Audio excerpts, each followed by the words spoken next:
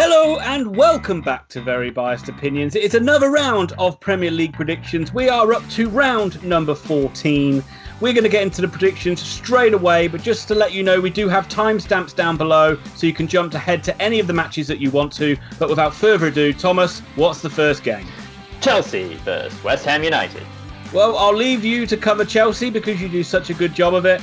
But West Ham United, oh my lord, at this point when we're doing this video, the vampire is still in charge, sucking the life out of everything around him. I really don't know how. I think they've given him the dreaded vote of confidence, so expect him gone in a week or so. But they were, and I know you had the Mourinho factor coming in against Chelsea, but for a London derby, they were woefully bad. Oh God, I watched it. Before they even started playing, they could have been 5-0 down. It's just they had a tiny little resurgence at the end, which somewhat made the score more respectable. They are desperate for something to change, but it ain't going to change in this London derby because you can just see Chelsea running roughshod over them, Thomas. And it is going to be 3-0. Oh, Ian, you've gone conservative there. This Chelsea side almost ran Man City to the line. They were dominant for the opening 20 minutes of that game before kind of falling away a little bit. It was a really close match. Raheem Sterling was never offside. It probably should have been 3-1, but you know. And that ruined our bet with Van Stan betters. I mean, apparently playing within the line of the defence is now offside. Apparently you have to now be like a foot behind the line. Not what we're talking about. I talk about Chelsea every week, about how exciting they are, about how much fun they are, about, you know, what Frank Lampard seems to be fostering there and the attitude they have. You can't see them not beating this West Ham side. They're easily probably the fourth best team in the league, if not the third. Leicester obviously giving everybody a run for their money right now, but how long that loss is anybody's guess. I'm going 4-0 to Chelsea in this game. 4-0, you heard it here first. Thomas, watch out! The Eagles are coming! Because it's Burnley versus Crystal Palace. It's okay, they've gone. Okay, cool. Right, well, I think I'll probably take Burnley in this instance, and my God, they won't quit this year. Good Lord! They've come back with a vengeance after not looking very much like cement and looking mainly like sand last year that you could just kind of push around and do whatever you wanted with. They have been so strong, absolutely hammering Watford last week 3-0. How did that even happen? We had Watford to win, or draw in my case. But this week, they come up against a Palace side that love to play away from home, but I don't think they're going to get it done. This week, I see Burnley winning 1-0. Palace were... To say they were unlucky against Liverpool is the understatement of all understatements. They love being the away side, which is what they kind of were when they played Liverpool, because they could just play on the counter-attack. And this is what they're going to do against this Burnley side. It is like the unstoppable force against the immovable object. It's Hulk versus Thor, Superman versus whatever the equivalent is to Superman. This one, I've got this down for a draw, Thomas. I'm going to go for 1-1 draw. Newcastle United versus Manchester City.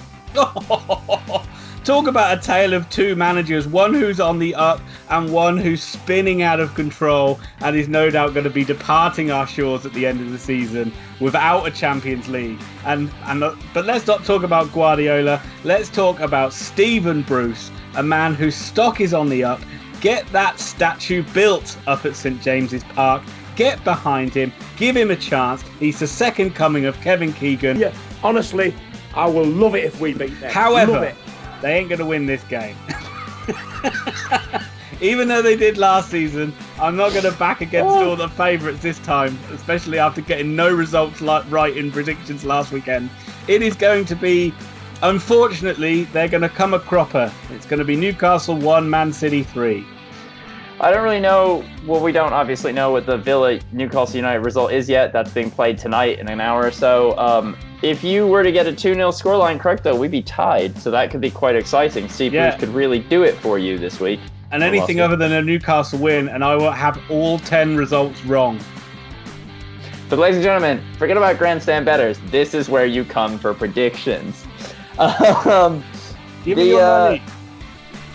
This Newcastle side have done really well, but this Man City side have done a lot better, and them being able to overcome Chelsea was a really big thing for them. It probably could have been 3-1. Chelsea did not take the chances when they could have. what do you want to say about City? They're the second best team in the league. I'm going to go 3-0 to City. From the second best team in the league to the best team in the league. Oh, I'm not talking about Brighton. It's Liverpool versus Brighton and Hove and Albion. Tough game for the Brighton and the Hove and the Albion in this one. They're coming up against not only probably the form team in Britain, but the form team in the world by all accounts, because they haven't lost yet. They've just drawn one. Somehow they beat Palace. No one's actually quite sure of what happened in that game. The term referees cheating has been bandied about. What is VAR doing? We're not quite sure. But there's something about Liverpool this year that it's like everyone's decided they've won the league. We're done. We're done playing. Just give them a title at this point. Let's be done with it. And that's what's probably going to happen. And Brighton are going to be the newest beneficiaries of the Liverpool hype train rolling across them. I see Liverpool winning this game 2-0. I hate to say it, Tom, but you just got to make comparisons to the Man United side under Fergie, where they just seem to get the rub of the green. Like, how many years was it before a penalty was given at Old Trafford, and everyone used to go on about it? It's just that was never should have been a disallowed goal. Absolutely ridiculous decision, like to give it for a push on Lovren, even though the ball went miles over his head. That has set a precedent now for every single week in the Premier League. Is that going to be given as a foul? A defender's just going to deliberately fall over and get... It's getting worse. It is actually getting worse. It started out okay. It's getting considerably worse. I mean, that was just such a... sorry, we don't want to harp on about VAR on this channel, but that was such a clear and obvious thing where the referee just should have gone to the monitor and made a decision, and I don't get the reluctance for them to do that. I don't know. But anyway, so yeah, Liverpool, regardless of all that, they are definitely deserving to be top of the league. They are playing fantastic football. Even when they're not at their best, they still play really well. And you cannot back against them at home. They're too good at home. I reckon it will be 3-0 to Liverpool. Leicester City versus Everton. Once again, Thomas, I'm going to leave you to wax lyrical over Leicester City. And I am for once going to talk about the absolute steaming pile of garbage that is Everton. The wheelie bin on fire, careening out of control! If Marco Silva is still at the job at a weekend, I will be absolutely flabbergasted. That it was a horrible performance against Norwich City of all sides, especially when we went out on a limb and backed Everton to win. They were absolutely terrible. Norwich thoroughly deserved to win. They just waved the white flag. You cannot see them going to Leicester and getting anything at all. And I hope they don't. I hope Leicester absolutely wipe the floor with them. And I'm going big. I'm going 4-0. Oh, for God's sake, Ian, why do you have to take my score lines before so many of these? This Leicester City side are awesome. I watched the Brighton and Hove game with them, and they just looked a class above. They always attacked. Brighton played well, but Leicester were they just stream forward. Jamie Vardy is getting quicker with age. They said his sprint speed has improved in the Premier League year on year. I mean, it's mad. And Leicester tried not to score. They had a penalty save that had to be redone. Jamie Vardy kept getting one-on-one with the goalkeeper and then deciding he wanted a sweaty goal instead of just putting it away. It was madness. They could have won by 4 or 5, but they only won by 2. This Leicester side are on fire, and they're really benefiting from a soft part of the schedule. And there is no softer game in the Premier League right now than Everton. I mean, my God, Marco Silva, how am I having trouble with the foot? How is it? Too many words. Jack Dawson is the luckiest player ever to be in the Premier League. I mean, that is genuinely quite possible. I would have gone 4 as well, but I don't like to copy you, so let's go 3-0 to Leicester. Okay, everybody, hope you're enjoying the video. We've got about 5 games in and 5 games to go, so we're just going to take a very little pause and say, if you do like the video, please give it a like. It helps the channel so much. We want to try and get 50 likes on a video. I think the most we've got is 30 so far, so we can just do that a little bit more and get 50. That would be fantastic. And of course, if you like the content on the channel, then please subscribe. I think we're up to like 880 subscribers, but we want to get to 1,000 by the time Christmas Day rolls around, and that is on the 25th of December this year, I believe. No. Okay, we'll look into that and get back to you with a date on that. But just put in your calendar Christmas Day. And of course, we're in association with Grandstand Bettors. If you haven't been over to Grandstand Bettors website yet, what the hell are you doing? These guys actually know what they're talking about when it comes to sports betting. If you actually back their tips that they put up on a daily basis, you'll be something like £200 up over the course of the year. Just a wonderful website. We're so happy to be working with them. Go over the Grandstand Betters and win yourself some cash. Okay, that will do for shameless plugs. Let's get on with the rest of the predictions. Southampton versus Watford. Oh, what an exciting game. I am oh, jeez, I tried. I'll take Watford because we all know you want to take Southampton. No, I lied. I'm going to take Southampton. Ugh. I mean, I know you want Hasenhüttl out for his own mental stability, but just they're so boring unless they play Arsenal. And when they play Arsenal, they're great. They're robbed of results. It's cruelty to the highest extent. And again, another game where you're just sat doing this at the end of it. But I don't think Southampton are strong enough here. I don't think they're strong enough to stay in the league. I think they're going down no matter what. I've got Watford winning this away from home 1-0. I would be very interested to see what Southampton turns up in this game, because I'll give them some credit. They were actually very good against Arsenal. They had a good game plan. They should have buried them. They missed some appalling chances. I mean, they absolutely cut Arsenal open. There was a couple of virtual open goals that they missed in that game. And it did show me that they maybe they are starting to get behind Hasenhüttl, and maybe he's not dead in the water. But we will see. They've been largely poor at home. Watford, on the other hand, it came down to a game against Burnley where you felt whoever scored the first goal was going to win that game. Unfortunately, it was Burnley, and they did go on to do it.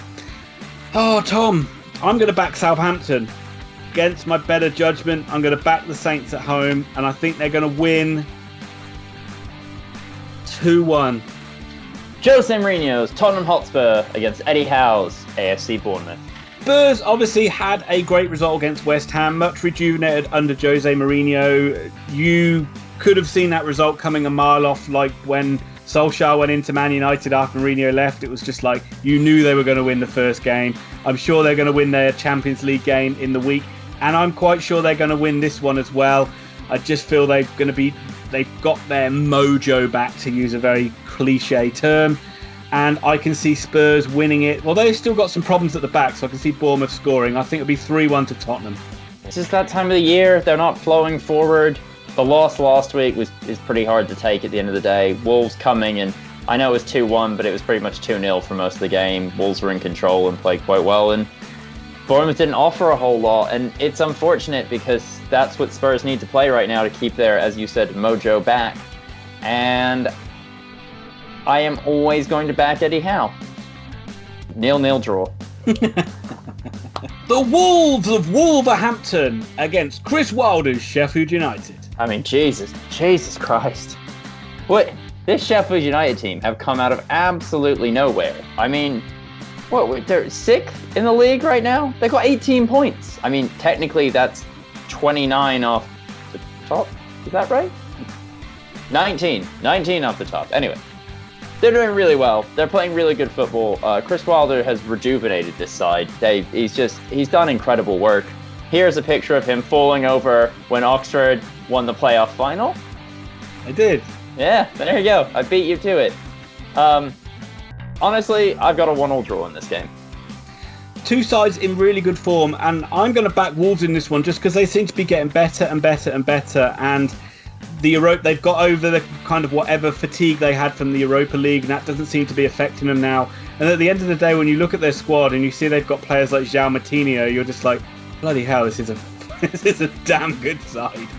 And I just fancy Wolves in this one. Although Sheffield United, of course, you can't overlook them in any game because they've been amazing. But I think Wolves will just have enough, and I think they will win. I think they'll win 2-1. Ian, you've talked me out of it. I'm rescinding my scoreline. Wolves 2, Sheffield United 0. I wanted to say 2-1, but I can't copy you. So poor old 2-0. Chris Wilder. Yeah. I think we better show that picture again just so I can feel happy. Ah. Norwich City versus Arsenal. Well, just when you think Arsenal couldn't stoop lower, they almost lose to Southampton. It has gone from bad to worse on the north side of London. I mean, Jesus. And then just when you think, oh, they'll fire Emery and bring in like a Jose Mourinho, a hard man guy that'll build a defense, Spurs poach him right out from under him. Emery is a dead man walking. There's no way, even if he keeps his job, that this club is successful under him. He's lost the players. He's lost the fans. he's got nowhere to go, and most of the players have nowhere to go either. And in that case, it's always the manager who loses his seat. This week, though, they are playing possibly the worst team in the league. This should be what we describe in basketball as a layup. But we all know Arsenal. They don't score layups. Nor do they score three-pointers or jump shots. Nor do they score a whole lot. Don't know where I'm going with that one, but I went somewhere, and I've got Norwich City to win this against Arsenal 1-0. I also am going to back Norwich, Thomas, because let's just say it, screw Emery and screw Mourinho. The man Arsenal should get is managing Burnley at the moment. Get Duchess. Sean Dyche to manage your club. I keep saying it every week, and I don't know why people aren't more on the bandwagon for it, because he will just come in, he will add the spirit and the stomach for the fight that you're so desperately missing. I have to give Farkas from Norwich some credit. He did actually change his tactics a little bit for the Everton game. I was critical of him always passing out from the back, and they didn't do so much of that. They were very much more direct, and I know Everton weren't very good, but that shows that they are willing to adapt and just try and stay in the Premier League. And I think they'll love the fact that Arsenal come in there. They're just going to be, the fans are going to be crazy. They're going to be desperate for a result, and they'll feel they're going to get it. And I think Norwich are going to win 2-0. Actually, I'm going to say 2-1. Wow.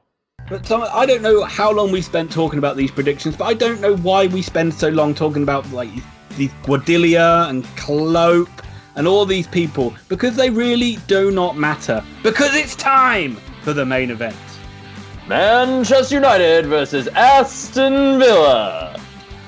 Well, the craziest performance of all time for Manchester United against Sheffield United. Thomas, what do you reckon?